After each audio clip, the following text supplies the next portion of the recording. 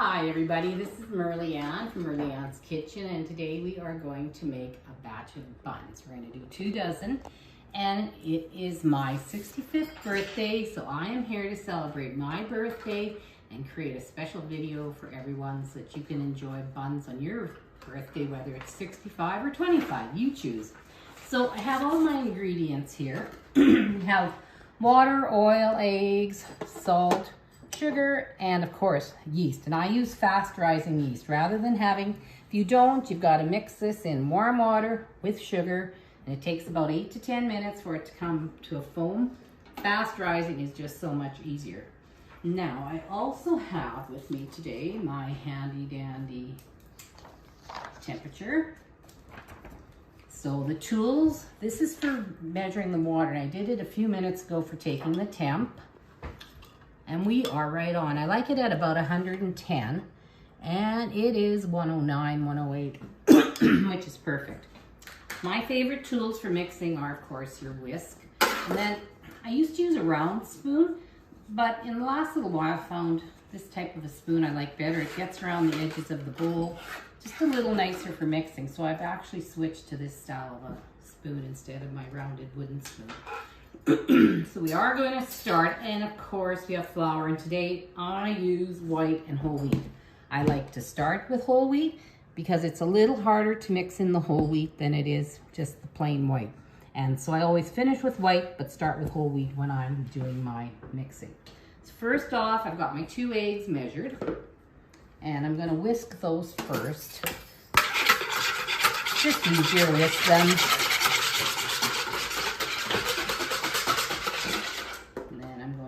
My 1/2 cup of oil. Give that a little stir, and my 1/4 cup of sugar to it. Yes, I'm just double checking my recipe. Between bread and buns, the sugars are different. I want to make sure I didn't mess it up. Now, the 2 cups of warm, quite warm water, like I say. It's warmer than lukewarm, just that the yeast reacts faster when you've got a nice warm water, and your bowl is always a little cold. I typically keep my kitchen a little bit on the cold side, so everything is cooler, therefore water can be a little bit warmer. Next, we're going to start with some flour. I have a 1/2 cup measure with me today, and I'm going to add 1 cup of whole wheat, and I have 1½ tablespoons of fast rising yeast. Just give that a sprinkle. And I'm going to mix this in quite well before we add the salt. Now, some recipes will tell you add the yeast and salt at the same time, but I know from experience that sometimes salt can kill your yeast. So if you add them together, and it has happened to me, this is a true story, it's not a fallacy. It can kill your yeast and nothing rises. So I'm going to add another cup of the whole wheat. And now I'm going to take my 1½ teaspoons of salt and sprinkle that on there.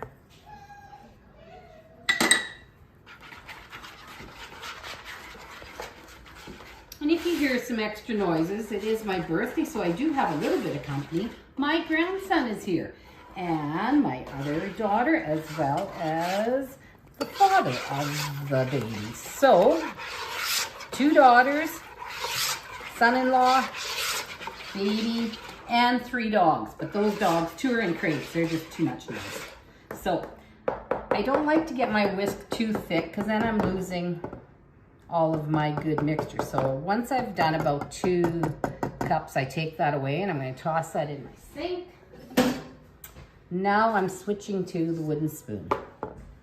At this point, you can add flour. Actually, I'm just going to finish dumping the rest of that whole wheat. And I'm hoping I can manage to mix all this. I did hurt my shoulder, and sometimes mixing on my island is too high for me, but we're going to try and get this done today.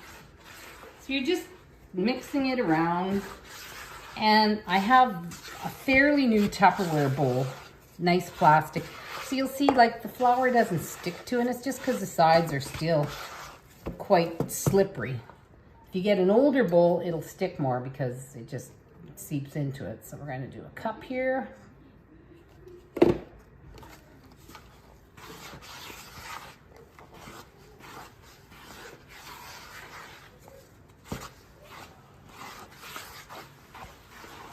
And you're going to use approximately 6 to 7 cups. I measured 4 cups of each. I don't mind if my buns have more whole wheat. They often end up being a 60-40 split versus a 50-50, and I'm just fine with that. But if you're one of those people that doesn't care for whole wheat, stick to your white flour. Now you can see this is coming together. I'm going to only add, and with buns, you want them on the stickier side. You don't want to get too much flour, because if you get too much flour, they're going to get tough.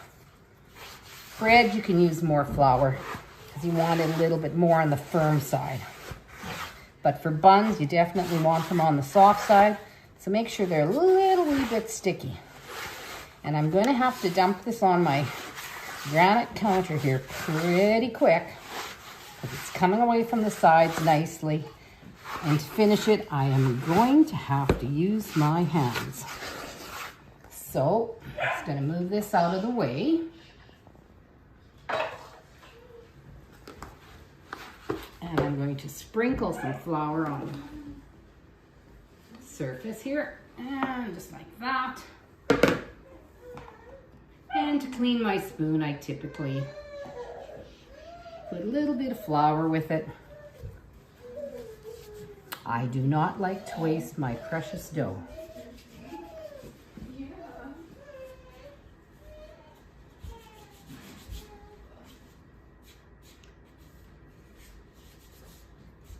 Okay, now I'm going to take a little piece that's a little bit on the sticky side. So I want to clean this bowl out as best I can. When I was young, I would wash this like a silly girl. Now that I'm old, it's like, why would I wash this? I can clean it. Dough's just going right back in here. So get as much flour out of there as you can. And then we're just going to start mixing the rest of the flour in and kneading it. I like to knead on the 90 degrees. Start at the top, turn it 90, push again and again, and work this flour into the dough. And I like to get my hands clean, because then I can tell just how sticky the dough actually is.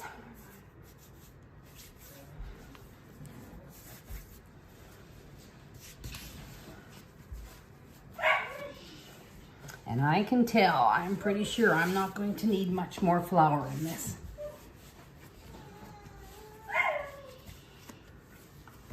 And my little buddy Benny there, he's barking. He wants out of his crate because people are going for a walk outside. One of his favorite things. He can go chase birds and squirrels, try and climb a tree. And right now he's in the crate, so he's like, let me out, let me out. Okay, so we definitely have enough flour. So I'm just going to knead it a little bit. And if it starts to get sticky, which you can see it is a little wee bit, take just the little weeest bit of flour, like not much. Because it doesn't take much to go from just enough to too much. Because you want this to have a nice, soft, really smooth texture when you're done with it. And that does take practice, but that's why you're going to watch this video several times, because the more you watch it, the better you get. Trust me, I'm on about 40 years of buns times 4 dozen a week. What's that? 1,600? And that's just 1 year, I think. 52 weeks times 4. Anybody got good math on them? It's a lot of darn buns. Rome wasn't built in a day, nor was your first set of buns. So I can feel that this is pretty much where I want it at. It's soft. It's a little bit tacky, which is what I want. And then I'm going to take I have a little dispenser for oil that I really like. I'm going to oil the inside, oil the top.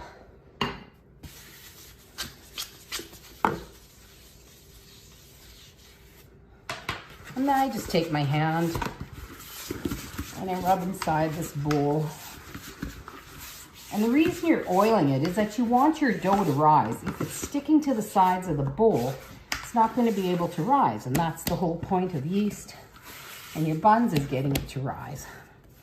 So now I place this in here, flatten it out, and then I flip it over. So I want all of the dough to have a little bit of oil on it. And I use pure canola oil. I come from the prairies, we have lots of canola, so why not use canola oil? I'm going to place the lid on it, and this is going to pop open from the air of the yeast. And we're going to place it in my main oven under the proofing setting. And I'm going to adjust this.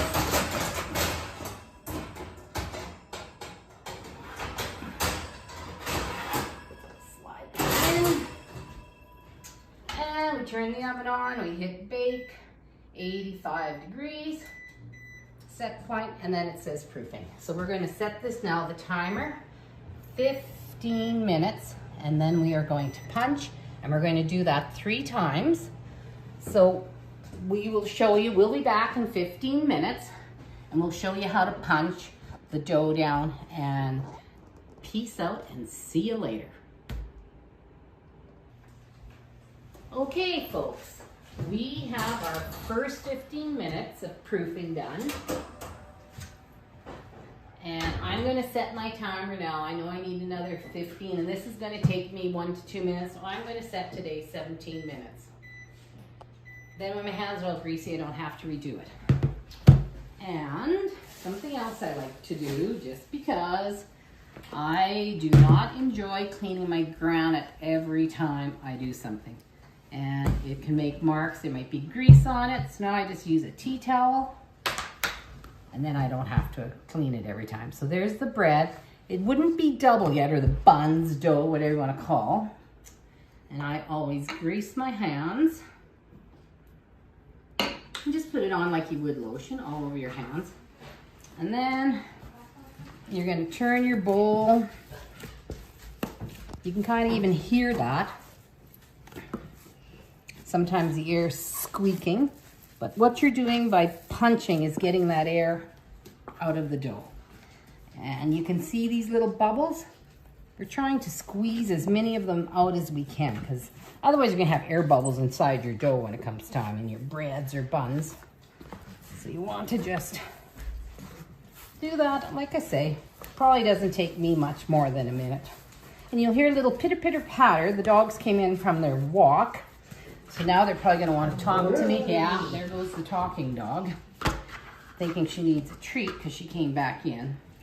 So that's what your dough, you see it's smaller again. And I pushed it over, making sure everything is greased. So you just go like, that was the back side. I like the nice smooth side on top. This still has lots of oil. I don't need to do anything with it. Before I pop that back in the oven, I want to mention, because you never know exactly how much flour you're going to need. So I had measured approximately 4 cups of each. And these are half cups, so that's a cup. There's another 1.5 cups now. And basically that's about 1/2 cup. So I had 2 cups left over, and your flour will vary. That's why you need to use it with your hands and be careful. You can't just keep mixing it, because you'll get it so dense and so thick, it's just going to be dry. You need to learn to touch. You want it a little bit tacky, a little bit sticky, but once you've added about that 5 cups, when you follow with the recipe, you're going to have to be careful and add a little bit at a time, and it is just testing and trying it out. So we're going to pop this back in the oven, and look at that. 15 minutes, what I tell you, 1 to 2 minutes. I am so darn accurate. So into the oven, 15 minutes. Now we're going to do this 2 more times, because we punch 3 times in total. On the 3rd time after we punch, we're going to start forming the buns. So we will see you back here before too long. Okay, we're back. We are on the second punch now. So I thought I would share with you. I set my timer once again. I put it on 16. I don't have to show you as much stuff. So we punch 1, 2, 3. Just in case you're French. I know that much French. And le ciel est clair, but it's not today. It's cloudy. It's not clear. So you can see the dough was a little bit bigger this time again, because every time it rises, it's going to increase in size. And once again, just go around your bowl, punch it, get as many of the air bubbles out as you can, and it's really good for your arms. Makes you strong, strong like ox. Okay.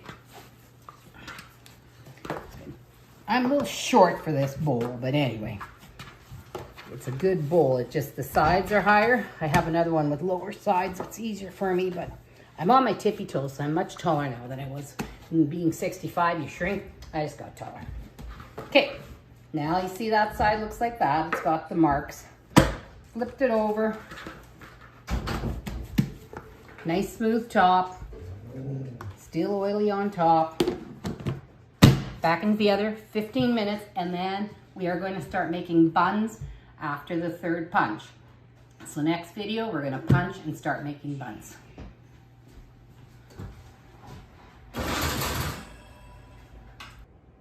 Okay, we are back. So this is the third time that the dough has been in the oven, rising under the proofing session. So I'll just show you that. So now I'm going to punch it. And after we're done punching it, I'm going to weigh it, because this recipe makes approximately 2 dozen buns. And you'll watch if you can see, like, I spin my bowl. Like when I was showing you before, it's because I do it like this, but when I'm by myself and not taking a video, I just spin my bowl around and punch every time it makes a spin. And it gets the air out of it real fast. Okay, so that is good enough for me. So I'm going to turn... Said I keep a kitchen scale. I never used to, but I do now. And because I would like to make 2 dozen buns today, I'm going to weigh this. And it's 1545. So let's say 1550.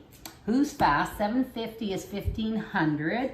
So I need 775 basically each. So I'm just gonna cut this approximately in half. And it doesn't matter if it's not exact, but. So that's 695. 850, okay.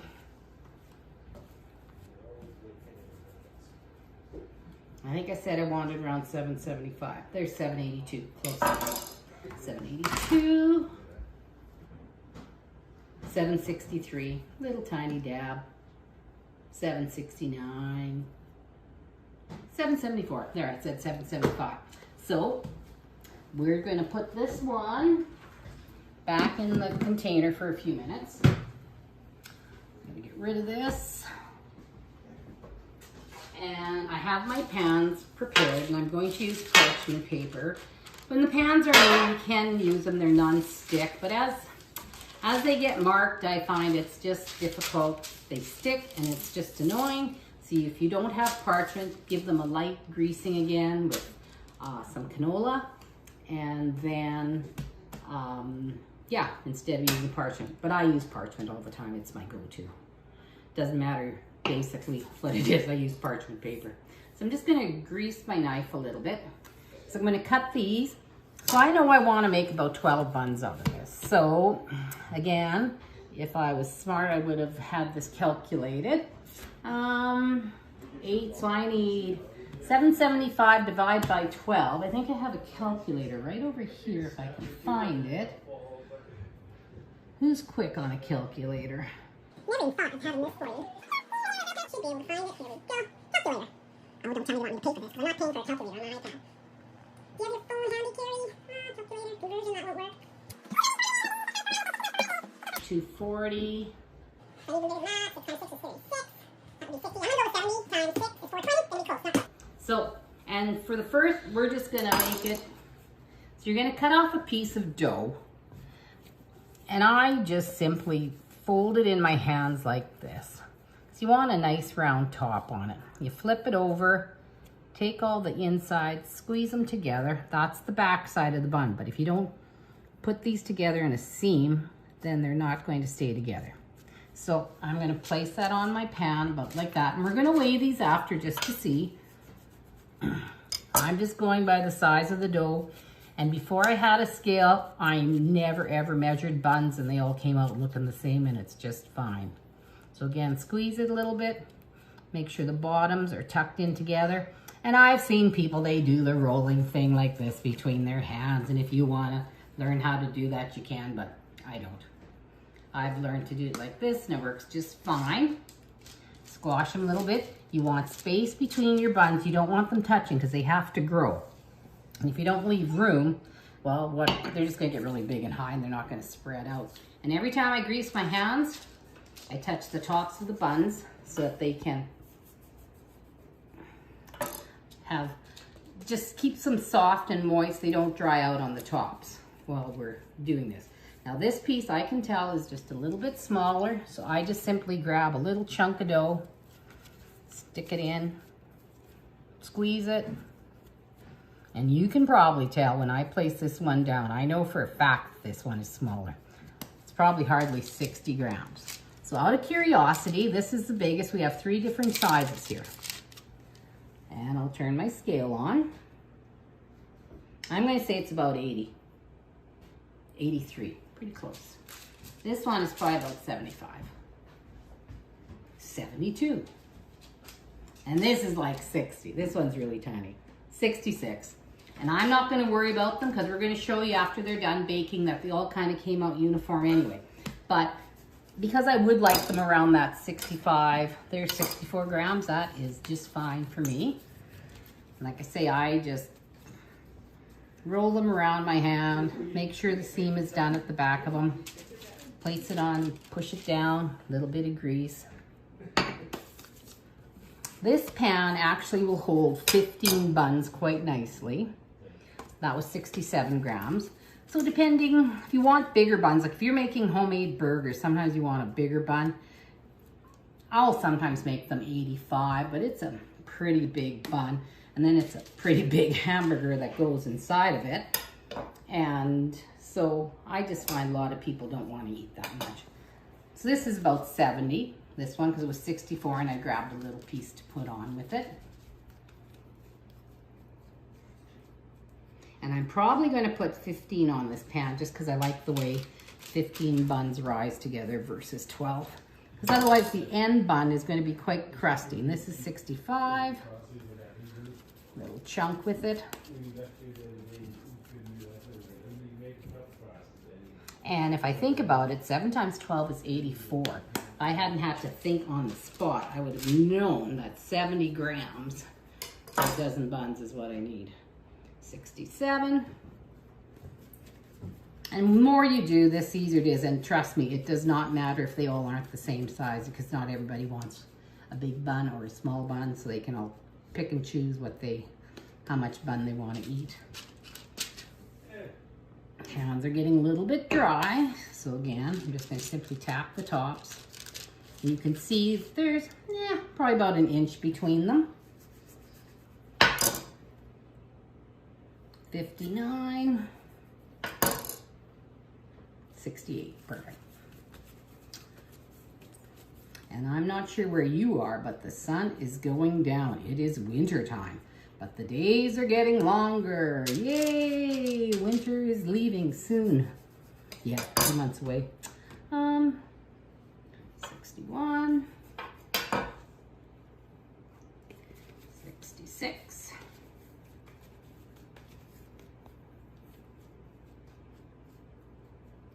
And it takes a little bit of practice to know how far apart to put them. Sometimes I get them too far, so then I have to readjust each one. Not 72. So I was pretty close. I have 11 buns on there. Now, if I'd weighed each one exactly, then we would have gotten it right.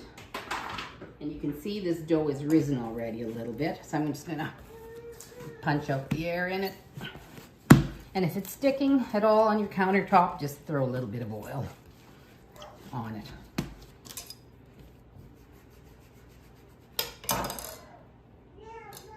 $64, that'll work.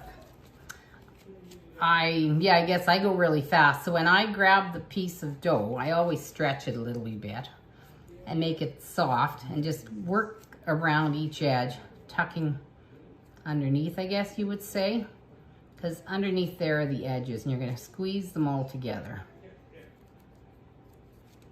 And then just flatten the top just a little wee bit. So we'll go slower on this one.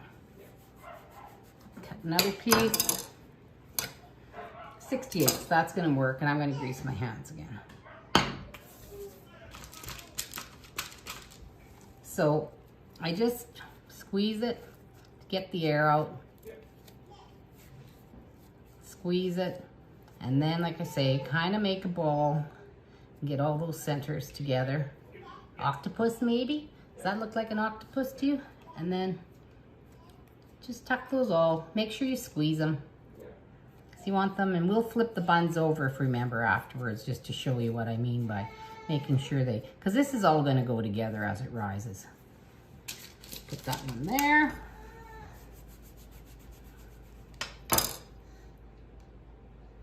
That's a little big, it's 67 there.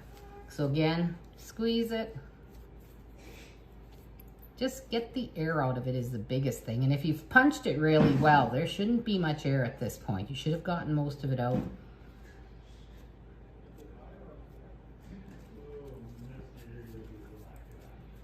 And then place it here.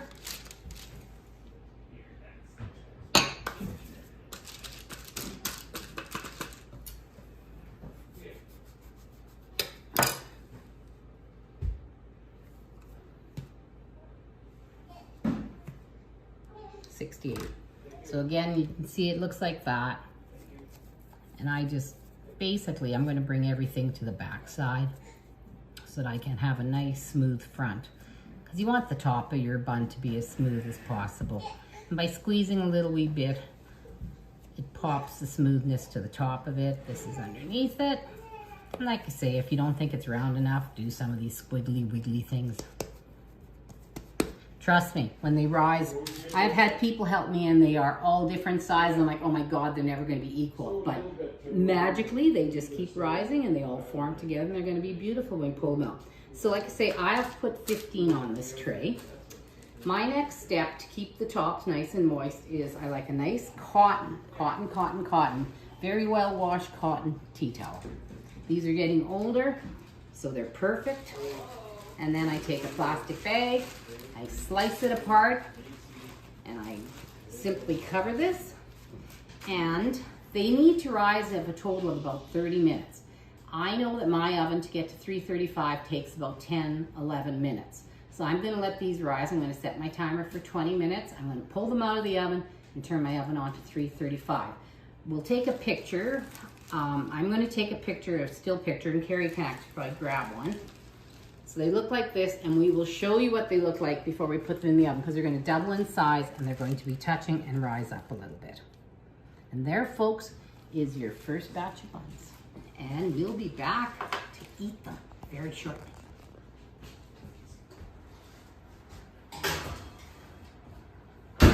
Whoops. Okay, folks, we are at baking time. It is the reveal time. Oh, what happened underneath here? So I'm going to remove the plastic, and it's quite often a little damp. It absorbs the moisture, so I'll wipe that off. And dun, dun, dun, dun, dun. Look at how nice those look now. Now this was definitely the big end. I can tell that for sure. And so these are going to rise a little wee bit more in the oven.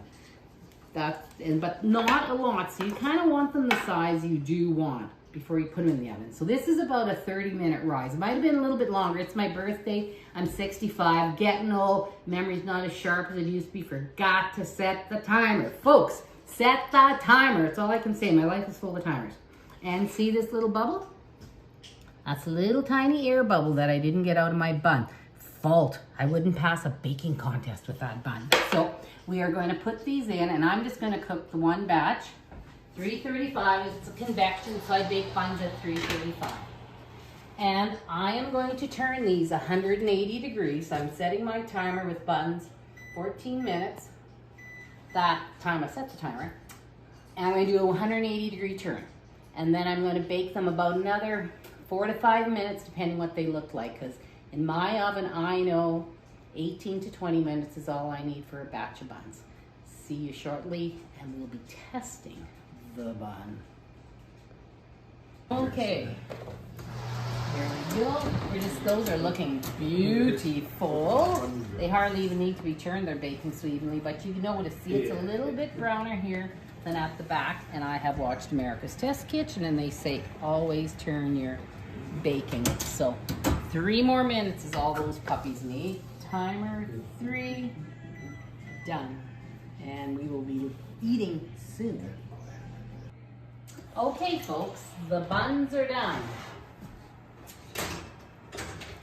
And they could have probably been out a minute sooner, but I got busy and wasn't able to. So I'll set them on the rack here. And we're gonna, with buns as a rule, you don't need to let them sit in the pan, and I don't think you should, because the moisture from the bottom is going to come up and it's going to get damp, soggy bottoms. And you know, you've heard of the soggy bottom, boys. You don't want soggy bottom buns. So hang on to your parchment if you can, and if not, just pull it out afterwards. So those are gonna sit like that. Now, you might think I should start pulling them apart, but don't. Just let them sit for at least 20 minutes.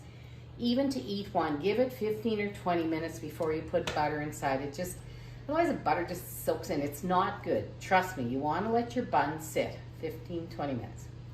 Now this evening, we're gonna eat maybe a 6-pack, maybe a 4-pack. So in about 20 minutes, I'm gonna pull these apart, but the other 9 are going to go in the deep freeze, but not until they are completely cool, because once again, if you stick it inside your lovely little plastic bag and they're hot, this is all gonna fill up with moisture, and when you take it out again, soggy bottom bun, and the whole thing is soggy, and it's really, really gross. So never speed up the time to put in the deep freeze. Let them cool as naturally as you can, and I know, and the sooner you can get them in the deep freeze, though, the fresher they will be. Don't let your baking sit out. Do not. The sooner, once it is cool, get it in the deep freeze, and then when you bring them out, they will taste just like they were fresh baked the same day. Peace out. Okay, people, look at this. The buns are done. This is the second batch. These came out a little bit sooner, and they're not quite as dark, which I prefer. There were people talking in my kitchen, if you can imagine, when we were doing the video. So these cooked a little too long. Now, as I would mention before, you don't want to pull them apart too soon. Now they're not all steamy. And look how soft those look. And we're gonna gently pull them apart. You can tear them apart, really doesn't matter. And I have a nice little bowl here. We're having a wonderful 65th birthday steak supper. Oh, and we're having double baked potatoes. Oh my God, they're so good. It's my favorite. I'm not a potato lover, but I love double baked. So that's the way those buns, they'll go on the table and look wonderful. I have a lovely little bread tomato knife that I just absolutely love, and we are going to cut into one of these. And before we do this, though, I want to tell you, some people do an egg wash or a butter wash on top of their buns when they come out. I don't. You know why? First off, I am not going to waste an egg just to brush them and make them look glossy, because it doesn't make them taste any better. All you're doing is making them look glossy, and who needs raw? I don't really need raw egg on the top. You know, you think about the diseases, what's that called when you get sick? Yeah, raw egg has stuff in it. Don't do it. And I don't want to waste an egg. I'm on a budget. And you can also put a ton of butter on them, but I freeze my buns. We're going to maybe eat 3 or 4. So then all that butter you just melted on top is just going to freeze in gobs. So when you take it out of the deep freeze, you just got gobs of butter. Not that nice. So anyway, that's just another tip of mine. So now we are going to cut into the bun. Gently, don't cut your hand, Merle. And we're gonna break this open. And look at that. So soft. So good. And that's without the butter. Once you get the butter on, it's even that much better. And this is the perfect tampon. I would say that was about 20 minutes of waiting. If I was to spread butter on here, it would just nicely sit and just would make you indulge in that. So, thank you so much for watching my video. And if you could, let me know where you are watching from. I have no idea where you are. I know I am in bitter cold Saskatchewan tonight, January 10th, and as a rule, there is a snowstorm, and we are expecting minus 36 tonight without the wind chill. Can you imagine minus 36? Because I don't know where you are. Anyway, let me know if you're in sunny Hawaii or Mexico or India. You let me know. Have a wonderful evening and peace out. Martha Stewart always says wine.